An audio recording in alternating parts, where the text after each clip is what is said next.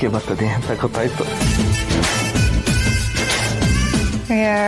ಹೋಗ್ ಮಾವ, ಹಂಗೆಲ್ಲ ನಾಚಿಕೆನೇ ಬರಲ್ಲ.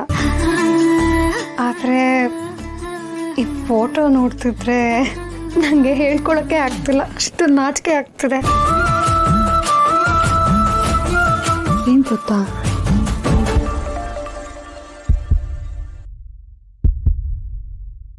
ಪಾರು, ನೀ ಹತ್ರಕ್ಕೆ ಬಂದ್ರೆ ನನ್ನ ಕೈ ಕಾಲೇ ಆಡಕ್ಕಿಲ್ಲ ಪಾರು.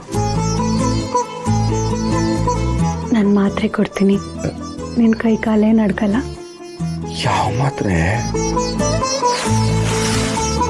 ಪಾರು 650, ಶಿವು ಆಕ್ಷನ್ 500 ಅಂತ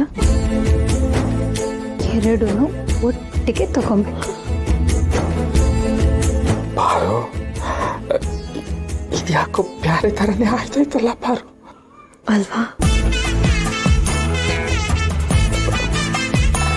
ಪಾರು, ನಾಳೆ ಗಂಡಿನ ಕಡೆಯವರೆಲ್ಲ ಬರ್ತಾವ್ರೆ, ಅದಕ್ಕೆ ಎರಡೂ ಮಾತ್ರೆನ ಎತ್ತಿಟ್ಟಿರೋ. ನಾಳೆಗೆ ಅಪ್ಪಯ್ಯ, ಆದ್ರೂ ನಿಮ್ದು ಪಿಲಾನ್ ಕಣಪ್ಪಯ್ಯ. ಹೊರಗಡೆಯಿಂದ ನೋಡಿದ್ರೆ ಆ ರಾಣಿ ಮದುವೆಗೆ ಆಯ್ತಾರೋ ವ್ಯವಸ್ಥೆ ಎಲ್ಲ ತಾನಾಗ್ತಾನೆ ಆಯ್ತೈತೆ ಅನ್ಸ್ತದೆ. ಆದ್ರೆ ಆಯ್ತಾರೋ ವ್ಯವಸ್ಥೆ ಹಿಂದೆ ಸೂತ್ರಧಾರ ನೀನೇ ಅಂತ ಯಾವ ನನ್ನ ಮಗು ಗೊತ್ತಾಕಿಲ್ಲ ಕಣ್ಬಿಡು. ಜಟ್ಟಿ ಜಾರ್ ಬಿದ್ರು ಅದು ಒಂದು ಪಟ್ಟೆ ಕಣೋ. ನೋಡಿದವ್ರಿಗೆ ಈ ವೀರಭದ್ರ ಸೋತ್ ಹೋದ ಅಂತ ಕಾಣಿಸುತ್ತೆ, ಆದರೆ ಗೆಲ್ಲೋದಕ್ಕೆ ನನ್ನ ಹತ್ರ 100 ಅಸ್ತ್ರಗಳಿದೆ. ಸೋತು ಗೆಲ್ಲೋದೇ ಈ ಮಾರಿಗುಡಿ ವೀರಭದ್ರ. ಸಾಮಾನ್ಯದಲ್ಲ ಕಣ್ಬಿಡಪ್ಪಯ್ಯ ನೀನು.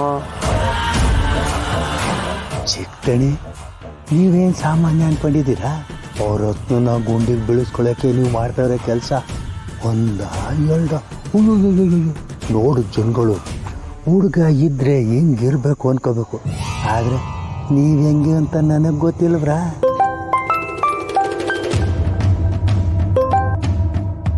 ನಮಸ್ಕಾರ ಮಾಸ್ತಿ ಕೊಪ್ಪಳು ನಾಗೇಗೌಡರಿಗೆ. ಹೇಳಿ ಗೌಡ್ರೆ, ಗಾಳ ನೀರಲ್ಲೇ ಇತ್ತು, ಎಲ್ಲಿವರೆಗೂ ಬಂತು ಮೀನು? ವೀರಭದ್ರೇನವ್ರೆ, ಗಾಳ ಹಾಕಿರೋದು ಯಾರು ಅಂತ ಮೀನಿಗೂ ಗೊತ್ತಿರ್ತದೆ.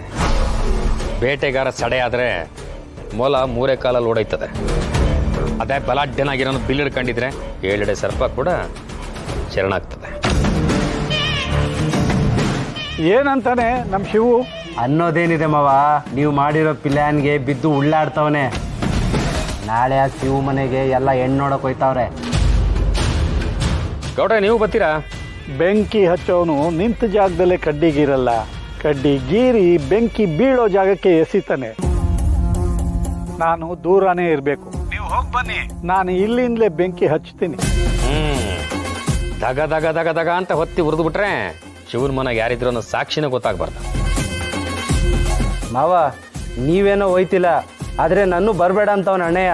ಸೋಮೇಗೌಡ, ನೀನು ಹೋಗಿ ಮಾಡುವಂಥದ್ದು ಏನಿದೆ? ಅಲ್ಲ, ಹೋಗಿದ್ರೆ ಪಾರ್ವತಿನ ಒಂದ್ಕಿತ ನೋಡ್ಬೋದಿತ್ತು ಅಂತ ಅಷ್ಟೇ.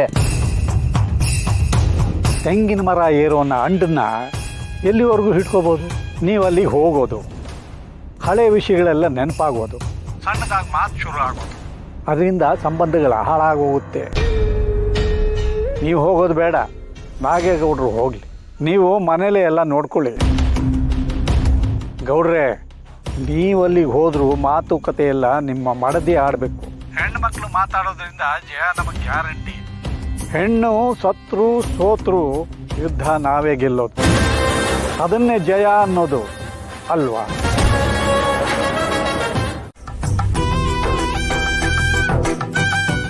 ನನ್ನ ಮಗನೇ, ಹೇಳ್ಕೊಟ್ಟಿದ್ದೆಲ್ಲ ನೆನಪಿದೆ ತಾನೆ? ಮಾತಾಡುವಾಗ ಗತ್ತು ಗಾಂಭೀರ್ಯ ಇರಬೇಕು, ತಪ್ಪು ಮಾಡೋದಕ್ಕೆ ಅವಕಾಶನೇ ಇಲ್ಲ. ತಪ್ಪು ಮಾಡಿದ್ರೆ ತಪ್ಪಾಗಿ ಉಟ್ಬಿಟ್ಟೆ ಅಂತ ತಪ್ಪಿಸ್ಬಿಡ್ತೀವಿ. ಏಯ್ ಪೆದ್ದನಮ್ಮ, ಹೇಳಿವನಿಗೆ ಒಳಗಡೆ ಹೋಗಿ ಹೆಚ್ಚು ಕಮ್ಮಿ ಮಾಡ್ದಂತ ಇಟ್ಕೋ. ಹೊರಗಡೆ ನಮ್ಮ ಹುಡುಗರು ಕಾಯ್ತಾ ಇರ್ತಾರೆ. ಆಚೆ ಬರ್ತಿದ್ದಂಗೆ ಬತ್ತದಲ್ಲಿ ಕೊಯ್ದಂಗೆ ಒಂದು ಕತ್ತನ್ನ ಕುಯ್ದಾಕ್ಬಿಡ್ತಾರೆ. ತಮ್ಮಯ್ಯ, ಪದೇ ಪದೇ ಇದನ್ನು ಹೇಳಿ ನಮ್ಮನ್ನು ಹೆದರ್ಸ್ಬೇಡಿಪ್ಪ, ನೀವು ಹೇಳ್ದಂಗೆ ಕೇಳ್ತೀವಿ. ಏಯ್ ನನ್ನ ಮಗನೇ, ಆವಾಗ ಸೋಮ ಫೋನ್ ಮಾಡ್ತಾ ಇರ್ತಾನೆ. ನೀನು ಬ್ಯುಸಿ ಇದೆಯಾ? ನನಗೆ ಫೋನ್ ಎತ್ತುತ್ತಾ ಇರಬೇಕು. 2 ಪದ ಬಿಡಬೇಕು, ಮಡಗ್ತಾ ಇರಬೇಕು. ಹ್ಞೂ ಅಣ್ಣ. ಬರಬೇಕು. ನಮಸ್ಕಾರ ಗೌಡ್ರೆ. ನಮಸ್ಕಾರ. ಚೆನ್ನಾಗಿದ್ದೀರಾ? ನಾನು ಚೆನ್ನಾಗಿದ್ದೀನಿ, ನೀವು ಚೆನ್ನಾಗಿದ್ದೀರಾ? ಚಿಕ್ಕಮ್ಮ, ಇವರು ಹುಡುಗಿ ಅಣ್ಣ ಶಿವು ಅಂತ. ನಮಸ್ಕಾರ. ಅದೇ ಮರೆ ನಮ್ಮ ಸೋಮೇಗೌಡ್ರಿಗೆ ಗೊತ್ತಾಯ್ತಲ್ಲ, ಪಾರ್ವತಿ ಅಂತ ಹುಡುಗಿ, ಅದೇ ಹುಡುಗಿ ಇವರು ಒದಿ ಹಾಡ್ಕೊಂಡಿರೋದು. ಅವ್ರು ಕೇಳಿದ್ರ ತಮಾಷೆಗೆ. ಇವನೇ ಮದ್ವೆ ಹುಡುಗ ಮನುಗೌಡ ಅಂತ. ನಮಸ್ಕಾರ.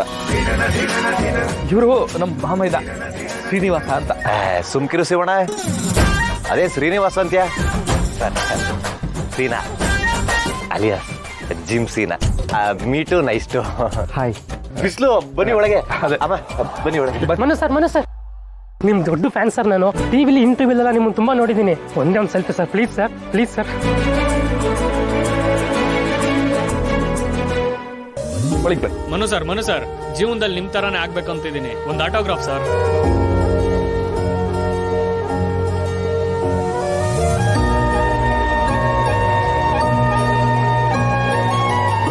ಸರಿ ಬನ್ನಿ ಒಳಕ್ಕೆ. ಸೀನಾ ಕರ್ಕೊಂಡು